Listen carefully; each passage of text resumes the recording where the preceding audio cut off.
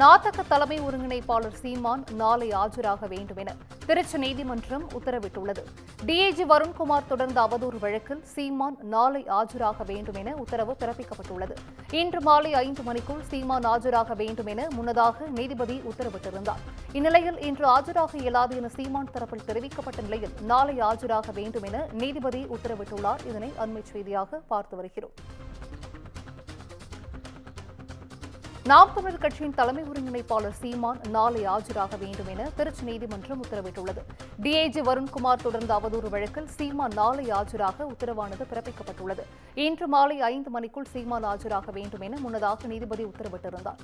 இந்நிலையில் இன்று ஆஜராக இயலாது என சீமான் தரப்பில் தெரிவிக்கப்பட்ட நிலையில் நாளை ஆஜராக வேண்டும் என நீதிபதி தற்பொழுது உத்தரவிட்டுள்ளார். கூடுதல் விவரங்களை செய்தியாளர் கோவிந்தராஜன் வழங்கிட கேட்கலாம். கோவிந்தராஜன், வணக்கம்.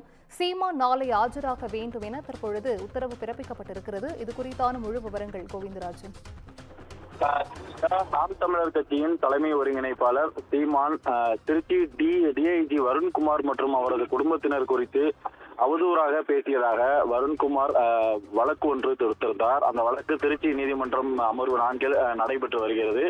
இந்த வழக்கு தொடர்பாக 3 முறைக்கு மேல் டிஐஜி வருண்குமார் நேரில் ஆஜராகி அவருடைய கருத்துக்களை தெரிவித்திருக்கிறார். மேலும் அவர் சீமான் பேசியதற்கான ஆதாரங்கள், வீடியோக்கள் சம்பந்தமாக ஆவணங்களும் கொடுக்கப்பட்டிருக்கின்றன.